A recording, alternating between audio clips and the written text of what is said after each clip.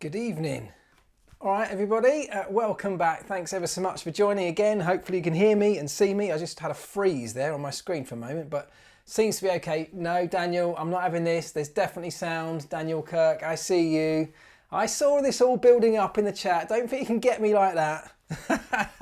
There's definitely sound. You've got me loud and clear. Hello everybody, welcome along and thanks for joining. And the chat has been absolutely raging this afternoon. I've absolutely loved it. What happened over the course of this weekend with the penalties, with Bottas, with everything else, which we'll get into of course. No, you're kidding me. Is there actual sound or not? Are you winding me up, you lot? Don't be winding me up. You are winding me up. All right, you can have that. You got me. Everything that's happened this weekend. Oh no, we have got an error. What's going on here? Hold on. Bear with me. Bear with me. Why have we got lag? Hold on. Oh, for fuck's sake. Hold on. Hold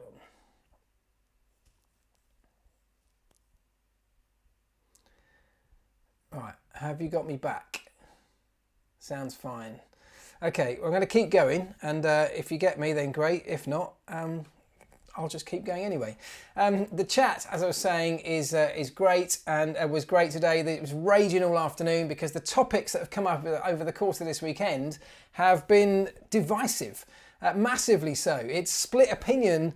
I mean, not quite down the middle, but it's split opinion massively. Great, thank you for letting me know, so we're all good. So I did think it was you lot winding me up, but hopefully we're fine now. A bit of lag early on, but we're good to go. So yeah, massively split opinions down the middle, and I think that's great. I think that's what a live sporting event should do. It should get people talking for days afterwards, and that's what Formula One does, because you lot and me, you know, Formula One fans are passionate about this sport. We have, you know, opinions, strong opinions. We get behind our driver or behind our team, and if we feel like those drivers or teams are wronged in some way, you know, we get angry, and that's exactly what it should do. It's like a football crowd, isn't it? Baying for blood when the referee gives what they deem to be a wrong decision. So we'll get into all of that, but I just want to say thank you for getting involved, because it's been a really nice place to drop into this afternoon, watching the chat grow and these conversations start. So thank you wherever you are. I can already see people already all from around the world joining in, so appreciate that. That's mega. Right, we are going to start. Let's start it off because I've got some great questions as always. Lots of them, of course, centre around Lewis's penalties. Lots of them centre around Max Verstappen, around Charles Leclerc, and perhaps a lack of penalty. So we'll get into all of that. But I wanted to start with this, because did you see this at the end of the race?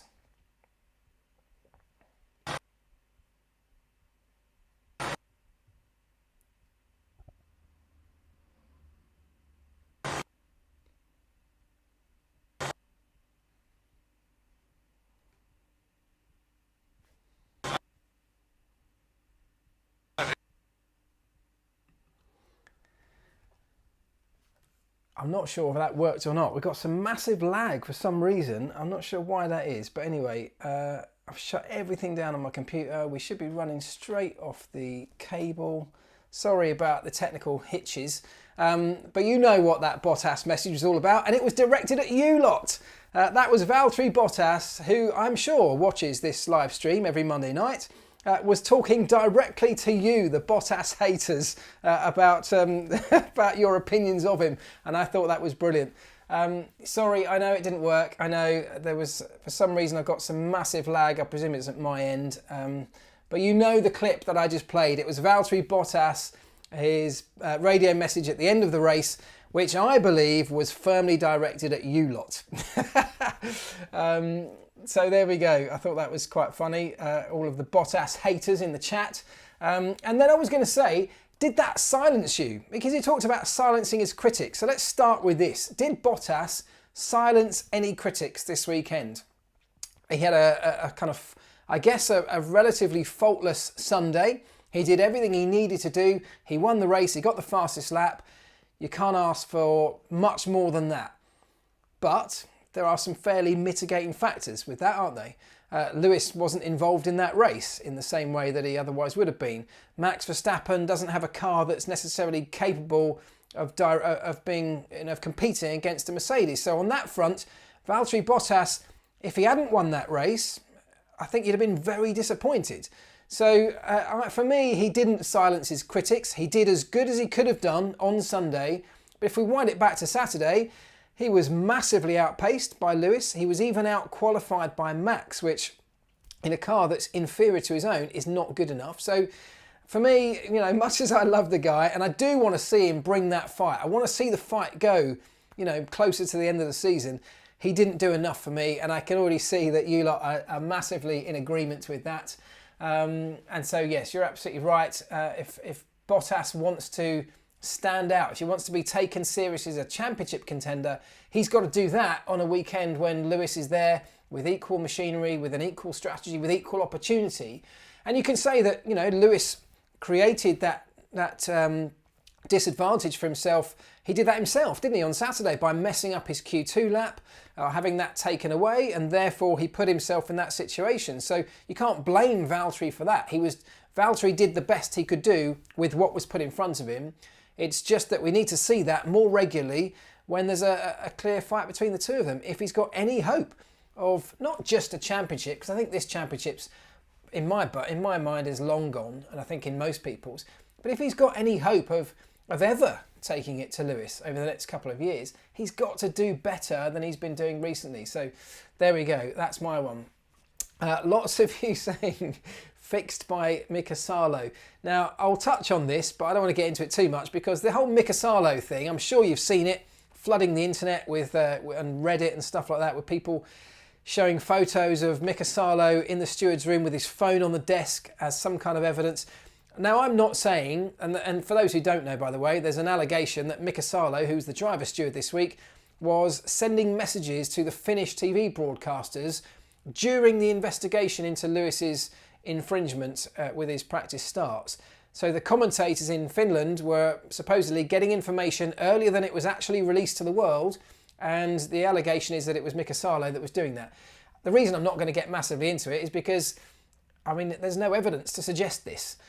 So until there is, and then we will talk about it. If it's proven or disproven, if it comes out to be a story, we'll talk about it. But at the moment, it's simply internet hearsay. So we'll park that one for now.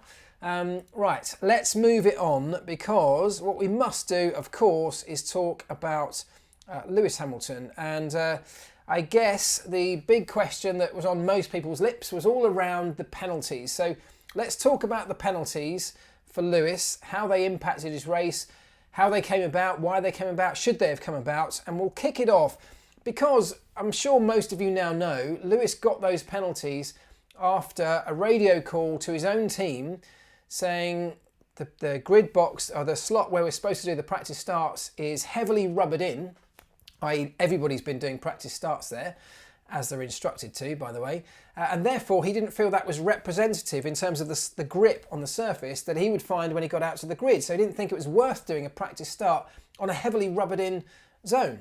So he asked his team if he could move forward and go further up the pit lane to do his practice start.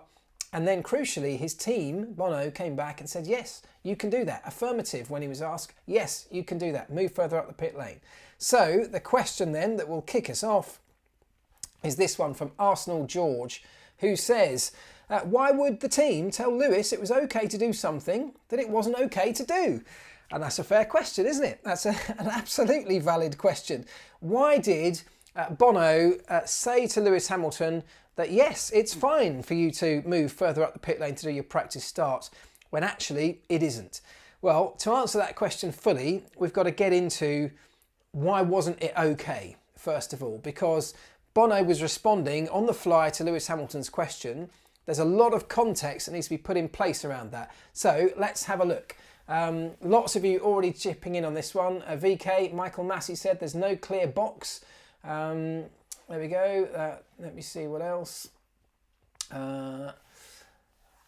Lewis was the only one doing practice starts somewhere else. Okay, let's talk about what happened, because I've got some evidence here. Let's first of all show you this. So you may have heard by now the rate I've talked about on here before. In fact, the race director sends out event notes normally does it on a Thursday, sometimes on a Wednesday night, sends the event notes to every team in the pit lane. It's a document that comes out detailing all of the little rules and details that maybe that particular circuit has specific to that. Things like where to do your practice starts, things like where the start light gantries will be positioned, where the marshal posts are, all of this kind of thing, what the pit lane speed limit is for that particular track. Everything like that. Those event notes form part of the rules. Now, I have them here, and I might, you can let me know if this will be interesting, I might actually do a video, maybe tomorrow or some point this week, going through the entire event notes that the race director sends out, because actually there's quite a few interesting details in there, but you can let me know on that one. Anyway, here is the event note segment from the weekend. Now, the fact that this is all in black means that it hasn't changed. So these notes haven't changed since the last event notes. So this is fairly standard stuff. And the reason I say that is when they do make a change, they highlight the changes in a sort of day glow pink colour so that they stand out as being something different to the previous event notes. But look at that. 19, practice starts may only be carried out on the right hand side after the pit exit lights, and for the avoidance of doubt, this includes any time the pit exit is open for the race. So you can only do pit lane practice starts on the right hand side after the pit exit lights. Drivers must leave adequate room on their left for another driver to pass. That's really 19.1 is the only bit we're really interested in this particular incident. So let's have a look at what that should look like. Hold on, there we go. So that there, I know it's not the best photo, but that is a photo of where the practice starts should be happening. Now you can see everyone's doing it there because you can see all the black lines. So that is the pit lane exit lights. You can see them just underneath the Rolex sign. That's the green light that signifies it's okay to leave the pit lane. You also get a blue light there if there's a faster car coming along the pit straight at that time. So that's the pit exit lights. To the right hand side after the pit exit lights, you can clearly see that's the area right there where those black rubber tyre marks are, where everybody knows you do the practice starts. Now, to be clear about this, Lewis did all of his practice starts over the course of the weekend in that zone. So did Valtteri, so did everybody else. Every other driver, as far as I know, didn't see anybody doing it differently, did their practice starts in that zone, because that's kind of where you always do it. I mean, you can clearly see from that picture, that's a really safe space to do it, isn't it? Because it's outside of the zone where cars might be flying through there. And given that where that pit lane exit light is, that white line there is the line from which you're able to bury the throttle. So, you know, people are going at speed at that point. So pulling off to the right hand side, doing your practice start there is a safe place to do it. Everybody agrees on that. So that's what the race director's notes say. Now, what I will bring up, just to bring this back, is what it doesn't say, and this perhaps is the ambiguous part. What it doesn't say is practice starts may only be carried out on the right hand side immediately after the pit exit lights. Now, that might be a mega technicality, and that might be the thing that Mercedes are grasping onto to say, doesn't say that you can only do it in that immediate zone. It doesn't specify a distance past those lights where you can do it. And that is true. But if we then have a look at where Lewis did his practice starts, which is further up round the corner from where they were supposed to do them, and you can see here, this is the pit lane exit. You come around that corner, and just before this dotted white line on the right hand side of the picture, that's where Lewis, he pulled over to the right hand side near the pit wall there and did his practice start there. Now, at this point, cars are flying out of that pit lane at full speed or at maximum throttle. So you could argue then that there is some danger associated with that, because cars are going very fast. They're not expecting to see a car stopped in the pit lane. In reality, I think, you know, most people don't go anywhere near the area where Lewis was doing his starts, because you want to get out onto the racetrack. You're not going to hug the pit wall and go all the way to the end of that dotted line, but that's not really the point. The other point in that somebody I see has just pointed out that in these notes here, it also says, for reasons of safety and sporting equity, cars may not stop in the fast lane at any time the pit exit's open without justifiable reason. Now, what that refers to is on your reconnaissance laps, that's the laps to the grid, which is obviously when this happened, you can go through the pit lane on your way to the grid to get more laps in, to get a little bit more practice, a little bit more laps under your belt, a little bit more information.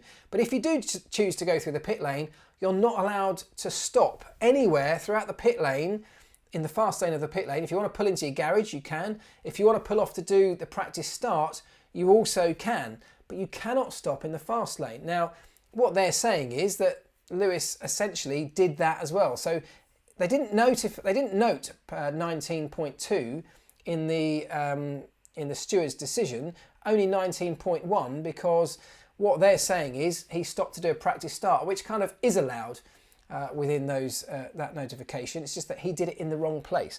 So let's talk about all of that for a moment before we get to the actual steward's decision, because first of all, the director's notes are a little bit of a grey area. So perhaps there should be very specific, because this is what Formula One's all about, being very specific in the zone between 1 metre and 4 metres past the pit lane exit lights. That's where you do your practice start.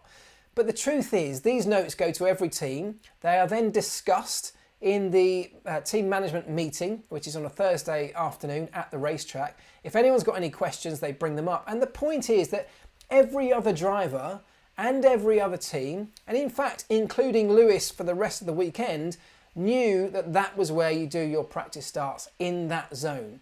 So when it came to Sunday, when it came to going to the race, the only reason Lewis didn't want to do his practice start in that zone is because the track was too rubbered in at that point. He wouldn't get a representative start, which might benefit him in the race. So he gained a sporting advantage by doing his practice start in a place where no one else was able to do it. And that, for me, is the thing that's a slam dunk for Lewis. And I'm already gingerly looking at the comments because this is lighting the blue touch paper. For me, Mercedes knew the rules. We know they knew the rules because they've been using that box all the way along. Lewis Hamilton knew the rules. So Lewis was absolutely justified to ask the question to Bono, can I move forward? My take on all of that is Bono thought, yeah, fine, you can move forward. Not thinking he was going to drive all the way to the end of the pit lane exit, and did his practice start. Lewis said, can I go to the end of the pit wall? I still think he was meaning, can I go to that part there, the green part? Can I go to that zone there to do my practice start where it's clean? Which would have been absolutely fine. The truth was, Lewis then went all the way to the end of the pit lane exit, as we now know, and it was only when he came through a second time and did it in the same location for the second time that Mercedes then realised what he was doing and realised that, whoa, the FIA are not going to like that. So I think it's a slam dunk. Let's look at let's look at what you're saying first of all, and then we'll go to the steward's decision and talk about whether the penalty was justified for the offence. So lots of you saying agree. So agree in that the Lewis committed an offence. Lewis and the team.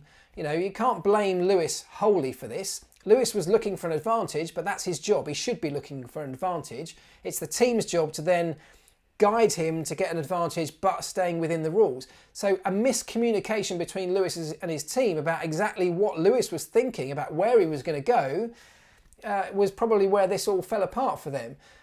But they were very clear. The team should have briefed Lewis, and probably they didn't because it's such an obvious thing that we always do our practice starts there.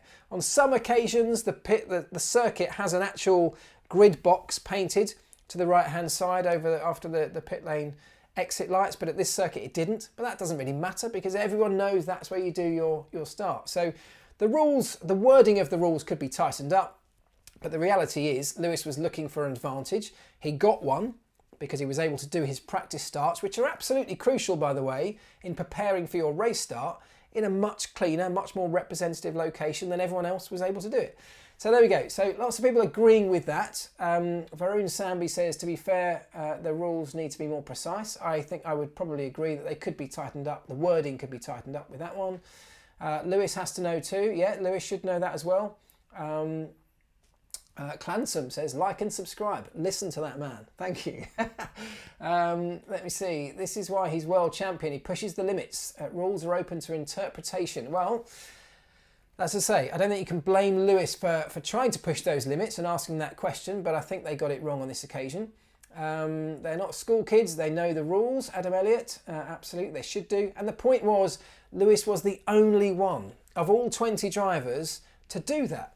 I mean, he knows that that's not where they're supposed to do practice starts.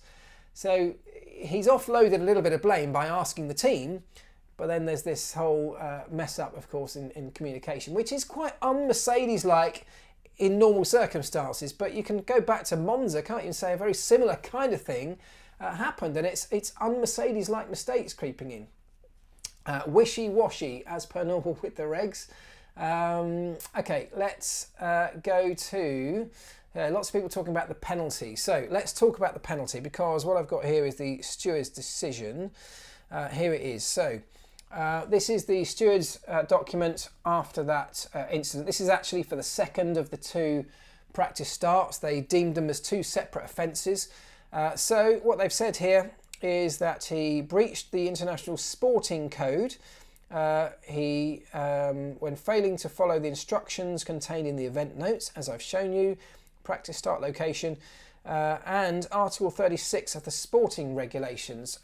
So that one is the idea of not stopping as you go through the pit lane on your reconnaissance laps. So they say that because he wasn't in the correct place, he was effectively on his way back out to the racetrack, and then he decided to stop the car. So he wasn't keeping constant throttle application, which is what you're supposed to do on those reconnaissance laps. So that's the breach. Then he's got a 5-second penalty. The penalty points, of course, we now know were rescinded later as the team presented the radio evidence to them, saying that Lewis asked the question and we said he could go ahead and do it. So perhaps it's us that should have the penalty, and they later got a fine rather than the penalty points on his licence. The stewards reviewed the video evidence and said that he didn't follow the event notes, which is defined as being on the right hand side after the pit lane exit light. So 5-second time penalty. Now this is where I think you have to look at this as a 5-second time penalty. Now he did this twice. That's two separate offences. Both, if you're going to say one's a slam dunk, they're both a slam dunk. He needs to be penalised for them both. I think that's just, I don't think we can generally argue about that. So actually the penalty is a 5-second penalty. So let's detach that from what we're all thinking about this 10-second penalty. That's for two separate offences. A 5-second penalty. Now, is that fair for an offence like this? There's two ways to look at this. Within the regulations, that penalty for this particular incident is open to the steward's discretion. So unlike that penalty in Monza where he came in through a closed pit lane, the penalty for that offence is absolutely hard written into the rules. You know, the stewards have no decision to make. It's just a slam dunk. The penalty is written in. In this incident, it's open to interpretation. So they decided that it was a 5-second penalty that was worthy. Now, there's two ways to look at it. If you look at this from Lewis Hamilton's and Lewis Hamilton's fans' perspective here, you're going to say that's harsh. This was an offence that happened before the race even started, and yet the in-race penalty was applied when it didn't have to be. The stewards could have done all manner of different things. They could have fined them, which is actually the sort of penalty you often get for a pit lane speeding offence, for example. But if you're looking at this from a steward's perspective, if you say Lewis stopping in that part of the pit lane, you could say there's some danger attached to that. That's pretty serious. But the one for me that really says that this deserves a 5-second penalty is the fact that he gained a sporting advantage, and therefore it has to be a sporting penalty. Now, you can't weigh up exactly how much he gained by doing his practice starts and collecting that data, that more representative data in a different place to everyone else. You can't quantify that necessarily, but it's a sporting advantage. And if everybody else could have done that, they would have done. Nobody would have done their practice starts on a heavily rubbered in box if they thought they could do them anywhere. But they can't do them anywhere because the rules say they have to do them there. So Lewis did get an advantage, and therefore a 5-second penalty for me is not that outrageous. I mean, if they had chosen not to go that route and given them a fine, I don't think I'd have been particularly shocked either. So it's one of those for me that sat on the fence, could have gone either way, but I don't think a 5-second penalty for that offence is too harsh. Over to you. There we go. Several drivers commented about the fact Lewis should have known he couldn't do practice starts there. Of course he should have known that, and he did know that. Thanks, Stefan Rose. No need for the language, but I can see you're fired up about this one. That's fine. Very true, Mark. Thank you. Slam dunk is a oh, sorry, that's gone. I missed it. The questions are firing through. Are we seeing age-related mistakes coming into Hamilton like we see in other drivers in later years? No, I don't think so. I think Lewis is at the top of his game right now and still seemingly getting better. So I don't think he's making mistakes like that. I don't think this is I think the fact they changed the post-race penalty from penalty points on his licence to a fine for the team was absolutely the right decision. It was a slightly weird decision to do it that way round. That's maybe how it should have been done first of all, because they had access to all that radio communication during the race if they'd chosen to listen to it. So it's a strange decision, but the outcome I think was probably the right one, in that the team took the brunt of that. Let me see. It was fine 10 seconds to think about what you can do. Was fine 10 seconds to think about what you can do next time. Cresshead. I think what you're saying is the fact that it was a harsh penalty means he won't do it again. I mean, he shouldn't have done it in the first place. Let's be honest about that. So look, for me, it was one of those things, and the fact that it has split opinion clearly so harshly tells you, I think, to some extent, that was one of those decisions that really could have fallen either side of the line. A 10-second penalty obviously sounds really severe, but it's actually a 5-second penalty. It's just that he did it twice, and you have to, you have to punish somebody if they do the same offence over again. You can't just let them off a second time because you've penalised them for the first one. So the question mark is going to come around consistency, and I'm sure there's lots of you already talking about consistency being perhaps an issue, and it's always an issue when it comes to stewarding around Formula One. They are humans making these decisions, so there is always going to be some inconsistency. I'm going to get to Leclerc. Lots of you shouting, where's Leclerc's penalty? We will come to that, I promise you. But let's stick with Hamilton for now. FIA not covering itself with glory lately. Wider decisions bring the whole house into disrepute. Right, well this is of course what lots of people are starting to say, probably led by Lewis in his post-race interview where he talked about they're out to get me, they're out to stop me. So let's talk, because I asked you lot exactly that on the poll that I put onto my community tab earlier on, and thank you, a couple of thousand of you took part in that. This was it. I put in quotes, it's becoming clear that they're out to get Lewis Hamilton. That was just a statement. The possible answers, yes, what else could it be? No, Lewis was just angry after the race. They probably aren't out to get him, but the perception is swinging that way and not sure. And look at that, 59% of you, no, Lewis was just angry after the race. I totally agree with that. I think even Lewis would probably accept that now, and even he calmed down later in the later interviews after he'd sort of settled down and reviewed it a little bit himself. But 7% of you say yes, absolutely, they are out to get Lewis Hamilton. That's a reasonable chunk, 7% of 2,500. I think the fact that 59% say absolutely not, I agree, they are not out to get Lewis Hamilton. But I'd love to know, of course, what you guys think. Does anybody honestly think there is an inherent bias within Formula One or within the FIA to stop Lewis Hamilton in his tracks? There is always the argument about improving the show, and you can look at things like the ban on party modes, engine modes earlier in the season as an absolute example of that. They are trying to close up the show, because if Lewis dominates the way he is and walks away and wraps the championship up with 4 or 5 races still to go, people switch off and the whole business model falls apart for Formula One. So there's an understanding around that, but what you can't do, and I don't believe for a second this is what the stewards are doing in any way, is trying to penalise unfairly one driver or one team to try and peg them back in terms of their performance on track. The stewards, I just don't think, are even capable of doing that in their running by the seat of their pants type situation they're in that steward's room. Things are happening thick and fast. If you look at the wider Formula One picture, maybe things like rule changes will always be designed to close the field up, but not in race stewarding decisions for me anyway. Let's see what you say. Definitely, because why don't they penalise Leclerc? Why don't they penalise Leclerc after the nonsense he's done? I will get to Leclerc, honestly. If you Lewis too good for F1, that's why they're after him. The FIA may be responding to the shirt thing, says John Norris. I just don't think the stewards that are in that room are presented with various evidence, and bear in mind with all the other things that happen. So after the start of the race, they had the crash, you know, the safety car incident, all the things that are around that. There's so much firing into them, and they have to make quick decisions. I don't think there's any way that there is a situation where the stewards are thinking, right, hang on a minute, we could give Lewis a big old penalty here because that will spice up the show.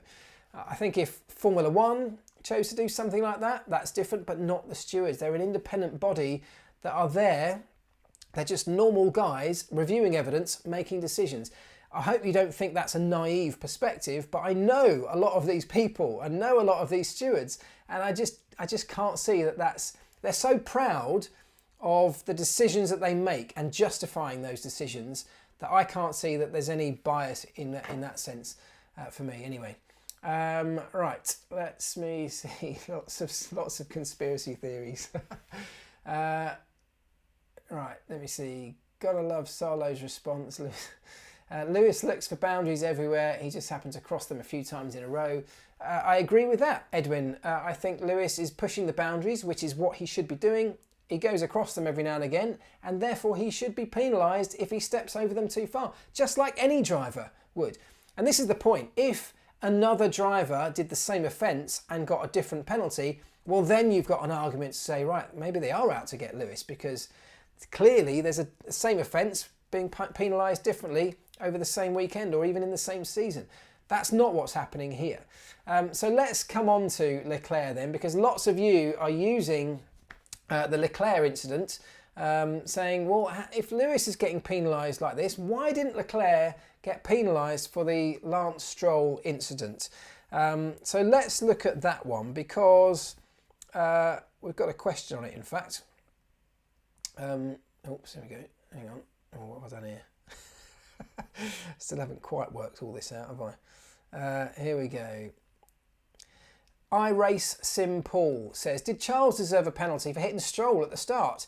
It seemed similar to the Lewis Albon incident, although it was at the start of the race. Absolutely, it was at the start of the race. That's the big key point for that one. I had that down as a racing incident, and I know that lots of you are pointing to lots of other incidents with Charles over the years or over the season and saying he seems to get let off with everything. Again, I'm not buying into the conspiracy theories around that. I think this particular one, let's look at the Stroll incident. I think it was a racing incident. Very unlucky for Lance Stroll. He didn't do anything really wrong there. But, you know, Charles this was at the start of the race, turn 4, I think. You know, we're still very heavily bunched up. Tensions are high, the red mist is down, people are still squirming around for position on relatively cold tyres, and the stewards openly will always give a bit more leeway to first lap incidents. Now, I think if that had happened on the last lap of the race and it was only those two cars involved, yeah, sure, you'd probably give Leclerc a penalty for that. But it didn't. It happened on lap 1 where there's cars everywhere and they were squeezing through a gap that two cars just couldn't quite fit through. Leclerc understeered into the back of him, so you could say that perhaps that's a slight mistake on his part, but it is the first lap and you have to take that into consideration. So I'm with the stewards on that one. I think that was a racing incident, didn't really deserve necessarily a penalty. On the flip side, if they'd given a penalty, I don't think I'd have found that outrageous either. Again, it was one of those that was very much on the cusp. The Albon-Lewis incident, well, that wasn't a first lap incident, was it? That was, as I just said, that was much later in the race. That was racing for the lead of the Grand Prix, racing for a proper result at that point in the race. Only those two cars involved, completely different scenario, and therefore has to be judged in a completely different way. So I'm not sure, and I am sure, that there's no conspiracy theory building between Lewis and Charles Leclerc. I just think there's a number of incidents with Charles. Yes, people are putting 2 and 2 together and coming up with 5. May well find that, you know, something happens next week, Charles breaks the rules, gets a penalty. But at the moment, it's Lewis that's breaking the rules, whether it's him or his team. He's getting penalised for it, and people don't like it, and I understand that too. First lap have been penalised in the past. Of course, you can be penalised on the first lap. I mean, you can't get away with anything on the first lap, but you also, the stewards also give a bit more leeway because there's so much traffic going on. There's so much, you know, heightened tensions. As I said, cold tyres. There's not as much space on the racetrack because there's cars everywhere. It's people jostling for position through the first few corners. So it's just deemed in a different way than it would be later in the race. Let me see. Why was Roman not given a penalty on turn 2 when he broke through the bollards? I mean, yeah, that's another one, isn't it? The Roman Grosjean, just to change the subject slightly, the bollards at turn 2, I think that was all a bit of a mess, wasn't it, this weekend, having to go around those bollards. And I think with Carlos Sainz, of course, that ended up being actually very dangerous. That incident with Sainz where he hit the wall, yes, it was his mistake, but he wasn't forced into that mistake, but he was pushed into that mistake because the rules, those event notes from the race director say you had to veer off and go round those bollards. Well, he was going at high speed. He made a late decision to go through the bollards, and you know, fair play to him for trying, but he got it horribly wrong. And the worst part of all of that was he spun back across the track at the start of the race, was very lucky to not cause a much bigger incident. And then I think we'll be talking about this even more. So I think that the bollard situation and that whole thing around turn 2 was very messy. I think we can find better ways to do that. In fact, the best way to do that, if we're not going to re-profile the corner, which lots of people are talking about, is just dump a gravel trap on the outside. That will stop them cutting that corner, won't it? That will stop them out braking themselves, because the penalty for doing so will be much harsher. Why didn't Roman get a penalty? I think, well, the steward said he didn't get a penalty because he made every effort to try and go around that, but with the speed he was going and the lateness of his realisation he wasn't going to make the corner, had a similar incident where he couldn't make it around the bollards at that speed. I think that's debatable. I think you could have easily given him a penalty if you were going to give others a penalty for similar things, but it was just all messy. That whole corner was messy, and that was perhaps the worst point about all of this, in that the steward's job was made much harder because of the rule that was put in place around turn 2. Right, let's go back to Leclerc, and this is one that I do want to touch on because Alex Costas says Leclerc drove without seatbelts in Barcelona. You're absolutely right, Alex, and he didn't get a penalty for that. And that, for me, is still one of the biggest breaches of regulation this year that's gone completely unpunished, uninvestigated even. And I still find it bizarre. I still find it very strange. And actually, I'm actually really surprised that, as far as I'm aware, and you tell me if you've seen different, but I don't remember any of the journalists at the racetrack even asking that question, pushing for an answer on that, because that seemed incredibly unsafe, incredibly dangerous, and was a clear breach of the rules. So I don't know why that didn't get a penalty. I'm not going to say it was part of this whole conspiracy to build up Leclerc and knock back others. But yeah, that is a strange one for me. Right, what else have we got? Leclerc's a Ferrari driver, so he gets Ferrari international assistance. I don't buy it, sorry. I mean, look, Ferrari were championship contenders, race-winning contenders last year. The FIA have made a decision, and you can talk about the details of this decision, but they've made a decision that's put Ferrari pretty much to the back of the field. So that's not really Ferrari international assistance, is it? They have penalised them massively. Yes, they could have done it in many different ways, but the decision the FIA made has sent Ferrari to the back. So I don't think we can really say that they're always on Ferrari's side. Right, let me see. All part of the great Ferrari master plan. Ferrari was cheating last year. Charles is king of Monaco. Okay. Red Bull were investigated at Hungary for the drying track. Yes, they were. Can't remember the outcome of that one. They were drying the track, weren't they, with leaf blowers on the grid, which is not allowed. Right, let me see. Shall we move on? Let's move on because we're going to run out of time. Right, I've got a couple more questions on. Keep firing these in, and I'll come back to you. But I've got a couple of slightly more quick fire questions here. One from Tim, who says, given that the use of engine modes is no longer allowed, why do we still see significant differences in tyres between Q1 and Q3? Hamilton, for example, had a difference of 1.5 seconds. Is that just down to the driver managing this? Well, between Q1 and Q3, the biggest single difference is how it matters, how much that session matters. Don't forget, in Q1, the drivers really just need to get into the top 15, don't they? So it's not really, there's no pressure on a driver to perform to the absolute max. The risk is high from getting it wrong.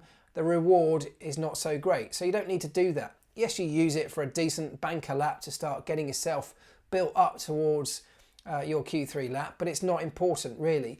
Then you go through Q2, which maybe even on different tyres. You get into Q3, you stick the softest, stickiest, fastest tyres on for Q3, and it matters. There is no more risk attached really, because you're definitely inside the top 10 at that point. The worst you can start is 10th. So the risk is greatly reduced, and you put everything on the line, and that's really where the difference is. The driver steps it up a notch. Yeah, inside the car you turn up your ERS deployment to the max. That's almost all you can do today, because you can't turn up your internal combustion engine modes like they all used to, of course. But the biggest difference is the driver just stepping it up because it matters so much. That's where the pressure builds, the drivers thrive off that pressure, and they deliver exactly what they need to deliver. Right, what else have we got? A good one here from Dan Lowry, who says, sorry, forgot the hashtag, so you had to come back and re-add that. Thank you for doing that. That is, by the way, how I find all of these. So if you're sending questions in without the hashtag, it's not. I'm not just deliberately not choosing them. It's just when I come to do questions, I search for the hashtag across all of my channels, and that's where I find everything. So if you want a question entered into this particular show or in anything, just use hashtag AskElvis, and I'll definitely see it at that point. But Dan says, being a former pit stop aficionado, thanks Dan, what makes Red Bull so consistently fast and efficient on their stops? That's a really good question, because they are, aren't they? They are the class leaders at the moment, and have been for some time. And the biggest part of that comes, well, there's a couple of things. So, you know, they operate within the same rules as everybody else. They practice a lot, but so does everybody. But, you know, the amount you practice, the way you practice makes a difference. And again, like with the car, shaving hundredths of a second off lap time, the pit stops are exactly the same. You're looking for this much in every single area. So the practice, the way you practice, the amount you practice makes a difference. But what they can do differently to anybody else is design the kit for their car. So they can design the hubs on the car, the wheel nuts are all designed in-house. The shape of the gun, the way the gun interacts with those components, how the teeth pick up on the wheel nut, how the gun retains that nut, how the nut's retained in the wheel. So many things that are bespoke to each team and designed in-house, and some of those can make a difference. So it can be the material that you make the wheel nut out of, for example. Is it light enough that it can spin up very quickly, or is there a slight delay because it's heavier? You know, is the location of the pins in the gun seamless every single time, or is there a possibility that on occasions you can go peg to peg and kind of get stuck and have to have a second bite? You know, these things all seem really obvious. Everybody's looking for this, but there are some tiny details that make a difference, you know, and it can be things like the pit stop light system. How accurately, how efficiently does that work? Where do you have the button on your gun to say that your bit is done, to illuminate that traffic light system? How good are the race jacks at getting the car up in the air or down on the ground again? All of those things. How good's the driver at stopping perfectly on the marks? You know, Red Bull have been using these, in fact they were the first, others may be using them now, but Red Bull were the first to pioneer lasers which are mounted on the overhead gantry, fire down two lasers down to each corner of the car, and at the point where those two lasers cross, that's the height that you need to hold your pit stop gun. So before the car even gets there, you've got your wheel gun at exactly the right height for the wheel nut. Now that's a tiny detail, but it might just help you having to do that, which could take 1/100th of a second or something. So those details really matter, and those are the things that make the difference. Red Bull seemingly have got all of that right, so that everything's reliable, everything's fast, everything's efficient. Others can do it on occasions, but at the moment they can't do it as effectively and as consistently as Red Bull can. So hats off to them. It's an amazing achievement. Let's get back into the chat quickly. Checo drive will be announced next week, says Sandra Reynolds. Yes, we expect that possibly to be the case, don't we? And there's a couple of options. Most likely, I think it's going to be Haas for Checo. We've got Checo and we've got Nico Hülkenberg, who are available, wanting a seat, probably. We think Checo wants a seat, although there's always the IndyCar option for him. And there are two options, really. There's Alfa Romeo, but I think that's likely to be Kimi and Mick Schumacher, probably. Haas, though, there's potentially 2 seats available. I think that Checo could well end up there. The other seat that's a possibility is still a Red Bull seat. And, if you were looking outside of the Red Bull programme, looking at Hülkenberg, looking at Checo, both are not bad options if you don't feel like your current Red Bull driver programme has got somebody ready to step up and do the job you need to do alongside Max Verstappen. So there's still a very real possibility that Checo or Hülkenberg could end up inside that Red Bull programme as a wild card, maybe just for a season or two. Watch this space. But yeah, we should hopefully get some answers from Checo maybe next week is the word on the street. Lots of you liking that. Mick Schumacher and Kimi in the same team would be funny. It would be slightly strange, wouldn't it, Richard? Given that, Kimi drove with Kevin Magnussen's dad, didn't he? And he's also, of course, driven, as I well know, for many years against Mick Schumacher's dad. So that's Kimi. He equalled Rubens Barrichello's race start record this weekend, didn't he? That was pretty impressive. So he's going to go on to beat that, presumably. Does Stoffel still have a chance to get a seat? Well, he's there, he's available. I don't see it happening, personally. And actually, I think he's pretty happy in Formula E with Mercedes. He's doing a lot of simulator work for Mercedes. He's also a reserve driver for Mercedes. I don't see him stepping up back into Formula One. I don't think... And I mean, no disrespect for Stoffel. I love him to bits. He's a great guy. I think he's a great driver. I don't think he got a fair shot at McLaren in his time there. But I don't think he's at the level that you would say I'd want to put him in ahead of Gasly or an Albon at Red Bull or anybody else for that matter. So he's a good driver. He could do a great job. I just don't see him jumping the queue at this point. Kimi drove also with Max's dad. He did, says Carola. Yeah, absolutely. Right. Let's talk about Albon before we get to these last couple of questions. What's going to happen at Red Bull? So what would you do if you were Red Bull, if you were Christian Horner, if you were the Red Bull team and you're looking to next year, 2021, you've got a driver in Albon who, let's face it, had a pretty disappointing weekend in Russia. And actually it was a really disappointing weekend, wasn't it? From start to finish, really. You've got Gasly, who is on fire most of the time in that AlphaTauri, but he was last time they put him up into the Red Bull team, and it didn't work for him. He's gone back to AlphaTauri, doing very well. Do you bring him back up to Red Bull and say, well, look, he's proved himself, he deserves another shot? Do you even want that if you are Pierre Gasly? Or are you quite happy at AlphaTauri knowing that the team is growing in stature and growing in status, getting better, improving, going to receive a better share of the prize money, going to receive a little bit more wind tunnel and CFD research time next year than the Red Bull team and those ahead of them will?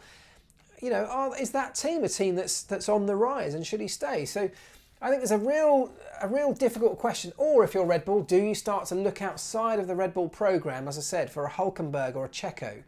I think it's what they do will be really interesting, because they've always said we want to keep it in-house. But if you haven't got anybody in-house that you deem worthy of being in the top team, if you want to call it that, should you look outside? Lots of you saying Hulk, lots of you saying Checo. Get Perez or Hulk in there, says Steve. I like Albon, but I'd put in Perez, to be honest, says Lonnie. Gasly's happy where he is and doing well, so leave him alone. I think there's an argument for that. Albon will be world champion before Max. Really? Kvyat out, Albon back to AlphaTauri, Nico Hülkenberg in at Red Bull. Interesting.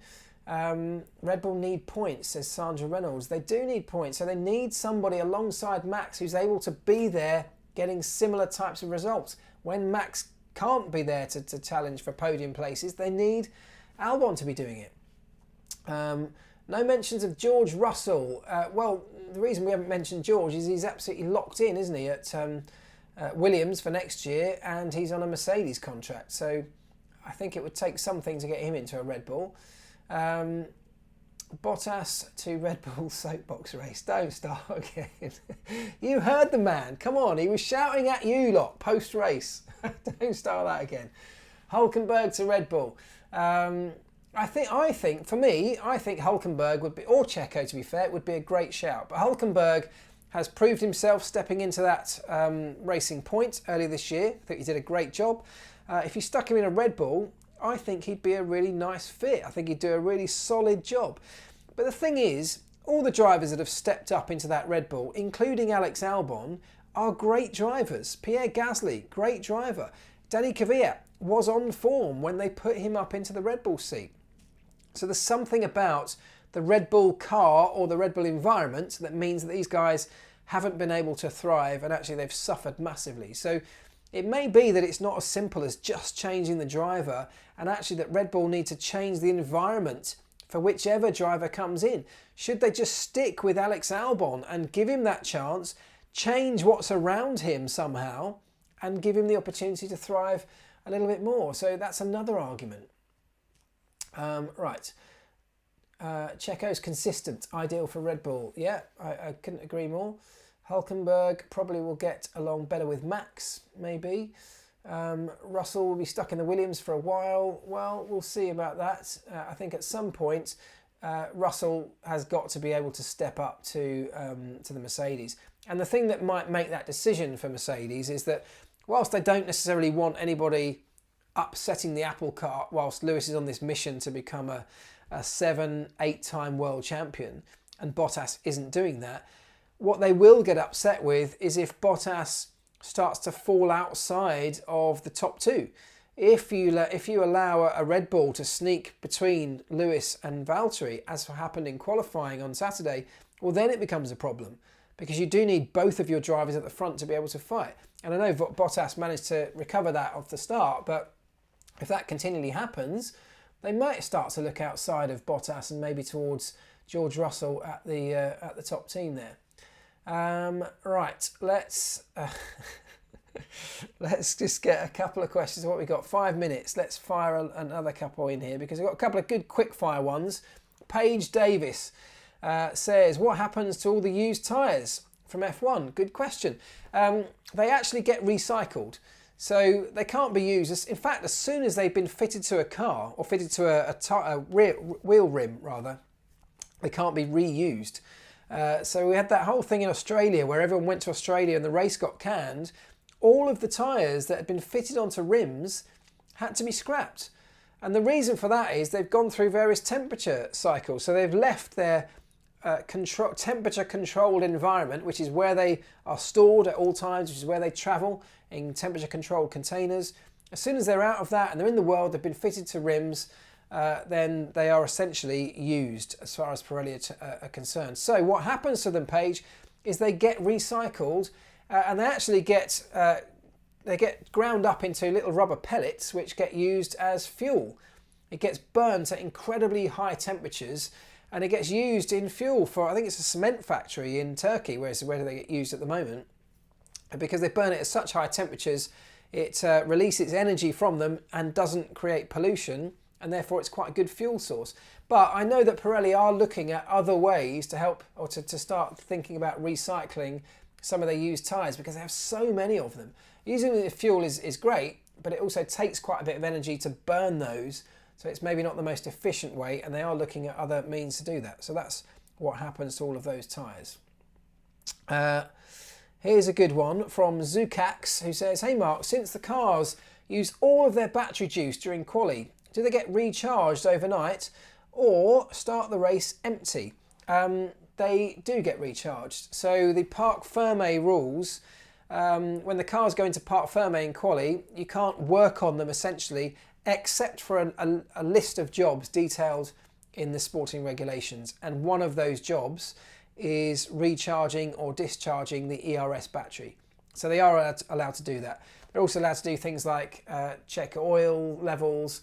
They're allowed to strip the car apart to inspect it, tyre pressures, replace fluids, those kind of things. And recharging the ERS battery is one of those things they're allowed to do. So by the time they go to the grid on Sunday, it's fully recharged again. Some tyres are made into mats for cows and such. Is that right, Lassie Langwat? I mean, I didn't know that. I'll take your word for it. Now they're making tyres for bikes where the beads are Kevlar and are able to be folded up. RF1 tyres the same.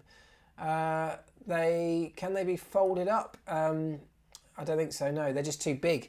I think if you've got bike tyres being much smaller, yes, you can fold those up, but an F1 tyre is just too big. You can compress it, but you can't fold it up as such. So, you know, grinding them up and burning them is actually a really pretty decent way to get rid of them.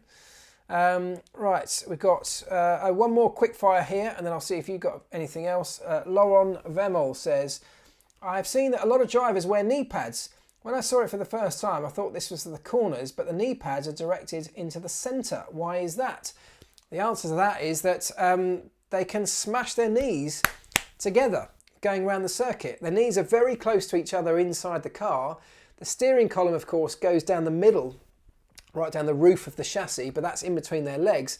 And if they're rattling over curbs, they can actually smash their knees together, and it's pretty hard at those kind of speeds. So that's why they have them, to protect their knees from each other and from the steering column, particularly in the event of a crash or a heavy curb strike. So that is that. Like a minute or so to go. Let's see what you guys are saying here. Turn tyres into coffee tables. Yeah, that's a good use for them. I've got one out in the garden actually. I did have a piece of glass on it, but it smashed.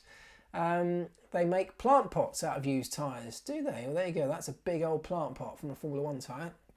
Can I fit a Formula 1 tyre to my car, Josh Smith? It would limp along in a pretty uncomfortable way if you did. Hamilton got the best car of all time, Jason Morgan. I think he probably has. If you ask a mechanic for a used tyre after the race, do you think you can get it?